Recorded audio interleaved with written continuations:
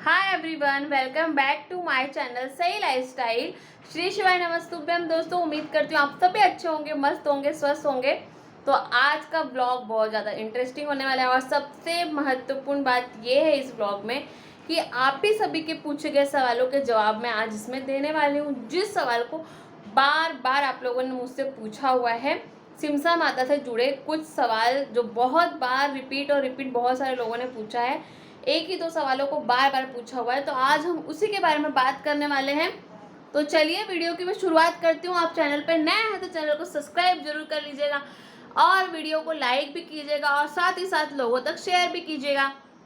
देखिए, जो सबसे ज़्यादा सवाल पूछे गए हैं मुझसे कमेंट्स में, अर्जी के रिलेटेड ही बहुत सारे कमेंट है कि मैंने अर्जी के ऊपर तो ऐसे ऑलरेडी 2 वीडियो बना चुकी हूँ, पर फिर भी बहुत सारे लोग अभी भी कंफ्यूज हो रहे हैं कि जैसे कि मंगलवार के दिन हमें कब अर्जी लगानी है, सुबह को या शाम को 9 बजे, और मंगलवार के दिन हमें उपवास करना है या नहीं करना है, एक टाइम खाना है कि दोनों टाइम खाना है, या पूरा दिन का उपवास करना है, मंगलवार को शाम के समय अर्जी लगाने के वक्त नहाना है या अपने बाल धोने हैं या नहीं धोने हैं। अर्जी लगाते समय जो लोटे का पानी है, इसके ऊपर तो मैंने 2-3 बार बता चुकी हूँ, फिर भी लोगों का बहुत कमेंट्स आता है कि उस पानी का क्या करें।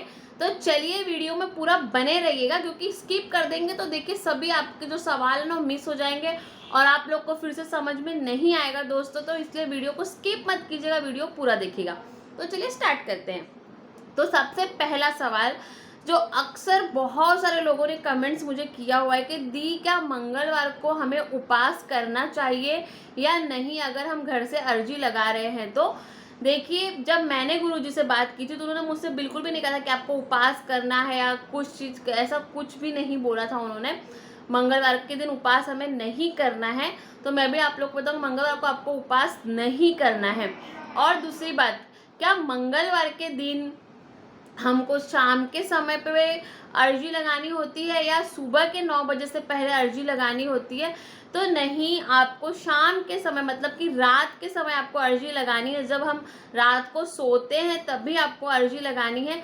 बस उस दिन आप कोशिश ये कीजिएगा कि आपका खाना पीना जो कुछ भी आप घर में बना रहे हो वो बहुत जल्दी हो जाए। जैसे कि अगर आप रोज़ 9-10 बजे खाना खाते हो तो आपका खाना खा के 7, साढ़े 7, 8 बजे तक हो जाना चाहिए, जिससे कि आप माइंड में एकदम रिलैक्स रहें। ये नहीं कि आपको काम का प्रेशर रहे कि मुझे काम करना है यार, फटाफट अर्जी लगा लेती हूँ फिर ये काम निपटा लूँगी। ये सब बिल्कुल नहीं होना चाहिए। इसलिए जितना जल्दी आप करके ना, मतलब 8 बजे तक अपने सारे काम करके आप फ्री हो जाइए और उसके बाद आप 9 बजे तक बिस्तर पे चली जाइएगा। पर बिस्तर पे मतलब ये नहीं कि बेड के ऊपर जाके सो जाना है हमें, बिल्कुल नहीं। मैंने इसके पहले भी आपको बताया है कि आपको एक चटाई बिछानी है और चटाई बिछाने के बाद में, मतलब जो आप चटाई बिछाओगे सिर्फ और सिर्फ चटाई होनी चाहिए। अगर जिसके पास चटाई नहीं है तो वो लोग चादर वगैरह भी बिछा सकते हैं। अब चटाई नहीं है तो क्या करेंगे भाई, चादर तो बिछा सकते हैं। क्योंकि अब जब मैं मंदिर गई थी, घर पे तो गुरुजी ने मुझे चटाई ही बताया था, लेकिन जब मैं सिमसा माता मंदिर गई हुई थी तो वहाँ भी हमारे नीचे चादर ही बिछाई गई हुई थी। एक चादर मतलब वहाँ पे ठंडी हिमाचल में बहुत ज़्यादा होती है, तो एक ज़मीन पे थी और एक दो अगर आपको चाहिए जितना एक्स्ट्रा ठंडी की वजह से आप ओढ़ सकते हैं, अपने ऊपर ले सकते हैं, उतनी चादर आप वहाँ ले सकते हैं। उसमें कोई भी नहीं, आप घर पे भी ले सकते हैं चादर। ये भी बहुत सारे लोगों ने मुझसे सवाल किया था कि क्या दीदी, अगर हम अर्जी लगा रहे हैं तो कुछ ओढ़ने के लिए या मतलब कि हम ले सकते हैं क्या कोई चादर या कोई। तो बिल्कुल आप ले सकते हैं। सिर्फ सोने के लिए ये कहा गया कि आपको बेड के बिस्तर पे नहीं सोना है और आपको ज़मीन पर ही सोना है, ज़मीन पर ही अर्जी लगानी है आपको। और जैसे कि मैंने बताया था आप लोगों की, ज़मीन पे जब आप अर्जी लगा रहे हो तो आपके बाल खुले होने चाहिए और सर के नीचे तकिया तो बिल्कुल भी नहीं लेना है आपको। और अगर आपको पूरी अर्जी के बारे में आपको जानना है तो मैं नीचे डिस्क्रिप्शन बॉक्स में लिंक दे दूंगी, आप वहाँ पे भी देख लीजिएगा। और नहीं तो आप मेरे चैनल पे चले जाइएगा, तो सिमसा माता की अर्जी कैसे लगाते हैं उसके ऊपर मैंने वीडियो बनाई हुई है, तो वो आप देख लीजिएगा। पूरा मैंने उसमें विधि पूर्वक बताया हुआ है कि हमें कैसे करना है, क्या करना है। अब आते हैं अगले क्वेश्चन पे, जो बहुत सारे लोगों ने यही कमेंट बार बार किया है कि क्या दीदी हमें अर्जी लगाने के समय नहाना होता है या नहीं। देखिए, अगर आप पूरी तरह से साफ सुथरी हैं, साफ सुथरी आप खुद समझ सकती हैं महिलाएं साफ सुथरी का मतलब क्या होता है। अगर आप पूरी तरह से साफ सुथरी, जैसे कि आप शौच को नहीं गई हैं, या जैसे और भी आपने उस दिन, हाँ उस दिन तो आपको नॉनवेज वगैरह बिल्कुल आपके घर में नहीं बनना चाहिए। अगर आप अर्जी लगा रहे हैं तो आपके घर में नॉनवेज नहीं बनना चाहिए। अदर डे आप कभी बनाओ, बुधवार को बनाओ किसी, लेकिन मंगलवार के दिन आपके घर में नॉनवेज नहीं बनना चाहिए, ठीक है। नहीं तो फिर कभी भी आपकी अर्जी कभी भी स्वीकार नहीं होगी, इस बात का ध्यान दीजिएगा। तो और जैसे कि साफ सुथरा मतलब कि जैसे कि अभी हम बाहर जा रहे हैं, कहीं आप बाहर निकल के जा रहे हो, आप वर्क कर रहे हो, किसी को पीरियड्स आए हुए हैं और हमें नहीं पता चलता उनका हाथ, तो हम लोग ऐसे देखा जाएगा तो साफ नहीं है। अगर जो लेडीज घर में ही है, हाउस वाइफ है, घर का ही काम करते हो, कहीं बाहर नहीं जा रही पूरा दिन, अगर आप मंगलवार को घर पे, तो आपको नहाने की जरूरत नहीं है। पर अगर आप कहीं बाहर जा रहे हो, आप वर्किंग वूमन हो, बाहर काम कर रहे हो, अब किसी को पीरियड आया है, किसी को नहीं आया है, ऐसे जगह पे आप मतलब हमारा हाथ पैर मतलब हाथ वगैरह टच हो जाता है, या जैसे वो इंसान हमसे टच हो जाता है, तो एक तरीके से देखा जाएगा तो हम लोग अशुद्धि हो जाते हैं। तो उसके लिए हमें नहाना बहुत ज़रूरी होता है। और इसके बाद बहुत सारे लोगों ने इसी के साथ ये भी प्रश्न किया है कि क्या रात के समय पे हमें बाल धोना जरूरी है। बिल्कुल जरूरी नहीं है। आप मंगलवार को सुबह के समय बाल धो सकते हो, पर रात के समय आपको बाल नहीं धोना है। आप अर्जी लगानी सुबह, जब मॉर्निंग में आप स्नान करोगे, नहाओगे, तब उस समय आप बाल धो लीजिएगा, तो फिर रात को आपको बाल धोने की ज़रूरत ही नहीं पड़ेगी। और अगर जैसे कि आप पूरी तरह से क्लीन हो, जैसे कि हमारे में ऐसा कहा जाता है कि अगर आपके शारीरिक संबंध एक दिन पहले बने हुए हैं तो दूसरे दिन हमें सर से बाल धो के ही नहा के पूजा वगैरह करना चाहिए। तो उसी प्रकार से मैं बता रही हूँ, अगर आप शुद्ध हैं, साफ सुथरी हैं, तो ज़रूरत नहीं है। लेकिन मैं यही कहूँगी कि आपको सुबह धो लेना, रात में नहीं धोना है, क्योंकि आप रात में धोएंगे, हो सकता है आप बीमार भी हो सकते हैं, सर्दी हो सकती है, इसलिए रात को बाल धोना ही नहीं है। बाल धोने के ऊपर तो गुरुजी ने मुझे ऐसा कुछ नहीं बताया कि आपको धोना है या नहीं धोना, लेकिन हम जैसे कि अपनी तरफ से ये सारी कोशिश खुद कर सकते हैं कि सुबह ही बाल धो ले, शाम को ना धोएं, पर बाल हमें खुले रख के सोना होता है। और उसी के साथ साथ में बहुत ज़्यादा सवाल जो मैंने जैसे कि आपको बताया कि क्या खाना है और क्या नहीं खाना है, तो अभी वही जैसे मैंने आपको मांसाहार कुछ नहीं, आपको सब वेज ही खाना होता है उस दिन, और जल्दी खा लेना होता है। जैसे कि बहुत लोगों ने मुझसे ये भी पूछा क्या हम 1 घंटा अर्जी लगा सकते, क्या हम 2 घंटा अर्जी लगा सकते, 3 घंटा। अरे आपको जब वहाँ सोना ही है तो आप 1 घंटा, 2 घंटा, 3 घंटा इस तरह से कैसे क्वेश्चन कर सकते हो। आपको मंदिर में आप पता जब जाओगे ना, आपको पूरा 24 घंटे लेटे रहना होता है। आप थोड़ा टाइम आपको बैठे भी, तभी भी गुरुजी आते हैं ऐसे चक्कर लगाने के लिए, और फिर वो कहेंगे कि आप लेट जाओ करके, सपना मतलब जल्दी आए, क्योंकि वेटिंग में इतनी औरतें खड़ी रहती हैं। जब सपना आता है तब वो उठती हैं, तब दूसरी औरतें उनकी जगह पर आकर सोती भी हैं मंदिर में, सिमसा माता के मंदिर में। तो वैसे ही हमें घर पे भी ये नहीं कि 1 घंटा आपने सो लिया, मुझे सपना नहीं आया, क्या करूं, 2 घंटा सो लिया, मुझे सपना नहीं आया, अब मैं क्या करूं। तो ऐसा बिल्कुल भी नहीं है। आपको 9 बजे से कोशिश करनी है सोने की, नहीं आ रहा है तो भी आपको लेटे रहना है। ये नहीं कि आप उठ के फिर बेडरूम में चले जाइए, बेड पे सो जाइए, नहीं, वो आपको पूरी रात वैसे ही निकालनी है उसी बिस्तर पे। फिर आप दूसरे दिन उठ के, फिर दूसरे दिन आप नॉर्मल अपना जो भी आप कर सकते हो, लेकिन उसी दिन आपको मंगलवार की पूरी रात आपको चटाई पे ही सोनी पड़ती है। मुझे एक जन ने मतलब एक बहन ने मुझे कमेंट्स किया था कि उनको कुछ कमर का प्रॉब्लम है या ऐसा कुछ, कि वो ज़मीन पर ज़्यादा टाइम लेट नहीं सकती थी। तो मैंने उनसे कहा था कि आप ज़्यादा टाइम नहीं, लेकिन 2-3 घंटा तो कोशिश करें। लेकिन अगर किसी का प्रॉब्लम है तो, पर अगर आप वहाँ भी, अगर आप जैसे आप सिमसा माता आपको जाना है ना, तो आपको ये प्रॉब्लम वगैरह सब साइड में रखना पड़ेगा, क्योंकि आपको वहाँ पे 24 घंटे सोना पड़ता है। अगर आपको, आप सोचोगे कि आपके लिए वहाँ पे बेड आ जाएगा, गादी आ जाएगी, तो बिल्कुल भी नहीं है। और घर पे भी इसलिए आप कोशिश कीजिए, अगर आपको मन में इच्छा है माता के दरबार में जाने के लिए ना, तो आपको घर में ही सोने की कोशिश करनी ही पड़ेगी ज़्यादा टाइम। अगर आपको ऐसा लग रहा है चटाई बहुत पतली पड़ रही है, तो उसके ऊपर आप जैसे कि चादर वगैरह डबल टिबल डाल सकती हैं उसके ऊपर, कि थोड़ा मतलब आपको लगे हैवी। लेकिन आपको अगर सिमसा माता जाना है तो आपको इन चीज़ों की आदत डालनी पड़ेगी बहन। क्यों? क्योंकि मैं आपको बता रही हूँ ना, जब आपको स्नान करने जाना पड़ेगा, जो कुंड स्नान का ना, वहाँ पे मैं ऐसे बता रही हूँ 400-500 सीढ़ियों से भी ज़्यादा सीढ़ियाँ होंगी, जहाँ हमें एकदम नीचे जाना पड़ता है नहाने के लिए। और सीढ़ियाँ जैसे हम नॉर्मल चढ़ते हैं हमारे बिल्डिंग्स में, या आपके गाँव में, या घर में जो छत पे चढ़ रही सीढ़ियाँ, वैसी सीढ़ियाँ बिल्कुल नहीं होती हैं। एक एक स्टेप इतने ऊंचे होते हैं कि आप जब थोड़ा उतरते वक्त हमें इतना कुछ नहीं लगता है, लेकिन जब चढ़ने लगते तो इंसान की हालत बहुत ख़राब हो जाती है। क्योंकि जब आप नवरात्रि में वहाँ पे रह रहे हो और फिर आपको बिना कुछ खाए बिना कुछ पिए, मतलब पानी आपको तो पीना है और लेकिन आपको कुछ खाना नहीं, वहाँ पे सिर्फ एक मिश्री दी जाती है माता का प्रसाद, उस मिश्री को ही खा के आपको रहना पड़ता है। पर माता की कृपा इतनी हो जाती है हम सबके ऊपर कि आपको भूख तो नहीं लगती। मुझे पर्सनली बिल्कुल भूख नहीं लगी थी। मैं 2 दिन लेटी हुई थी वहाँ पे, पर उस 2 दिन में मुझे एक बार भी भूख नहीं लगी थी। इतना क्लाइमेट वहाँ पे ठंडा है कि प्यास भी नहीं लगती, लेकिन पानी तो पीना बहुत ज़रूरी है हमें, तो पानी हम पीते थे और वही पानी पिया जाता है। आप ये नहीं कि बिस्लेरी मंगा लोगे अपने हस्बैंड से या घर पे कोई है, बिल्कुल भी नहीं। जो कुंड का पानी होता है जहाँ हम स्नान करने जाते हैं, तो उसी कुंड के पानी को भर के लाना होता है और वही हमें पीना होता है। आपको जब तक सपना नहीं आता है तब तक आपको स्नान करने के लिए वहाँ इतने नीचे जाना ही पड़ता है और आपको हिम्मत नहीं। देखिए हम सारी कोशिश करते हैं, आप इतनी इतनी दवाइयाँ ले रहे हो, इतने इतने इंजेक्शन ले रहे हो, अपने शरीर को हम लोग कितनी तकलीफ देते हैं। तो मैं ऐसा समझती हूँ वो तकलीफ जो हमारे शरीर को होती है उससे अच्छा है कि जो हम उतर के चढ़ के जो वो तकलीफ सह ले रहे हैं 2 दिन 3 दिन, वो बेस्ट है। जो हर महीने हम इंजेक्शन लगवा लगवा के हमारे शरीर की वाट लगाते हैं ना, मुझे तो ऐसा लगता है कि वो सबसे ज़्यादा अच्छा है।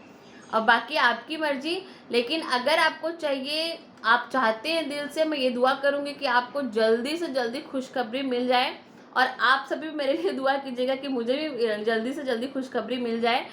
बहुत लोगों का यही सवाल है कि आप जाके आए 1 साल हो गया तो आप अभी तक प्रेग्नेंट क्यों नहीं हुए, या हो सकता है।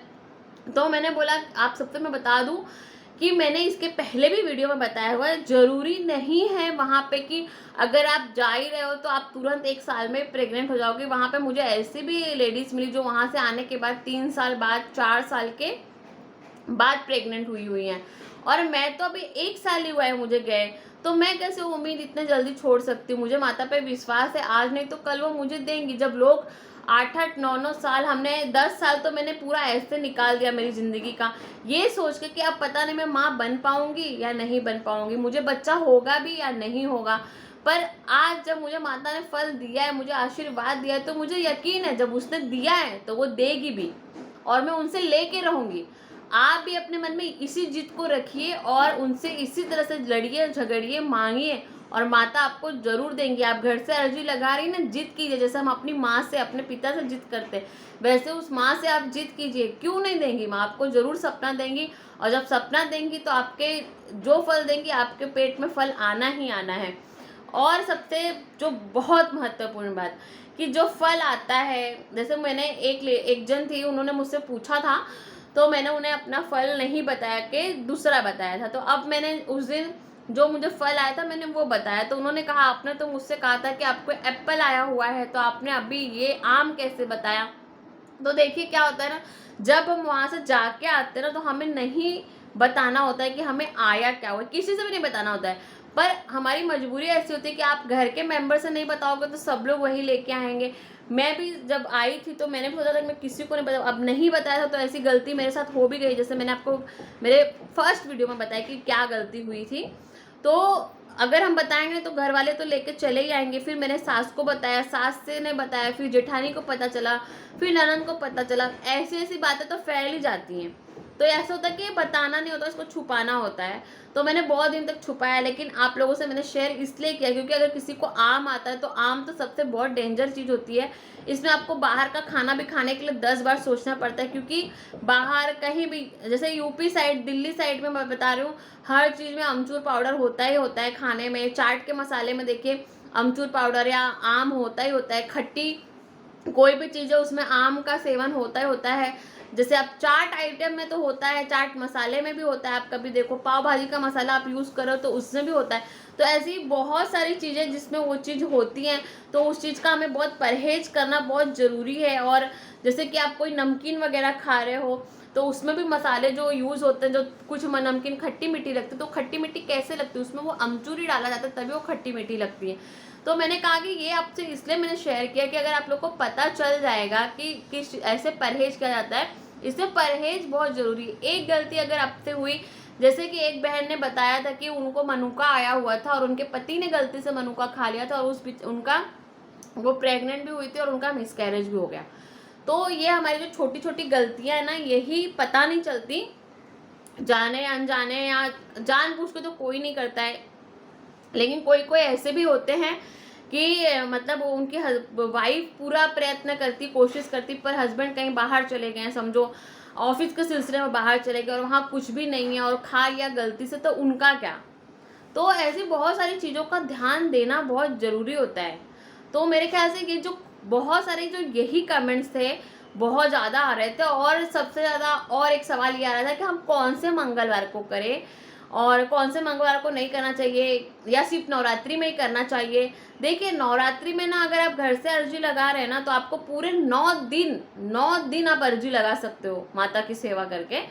पर अगर आप मंदिर जाते हो सिमसा माता के, तो वहाँ का तो दरबार ही निराला है, कुछ एकदम अलग है।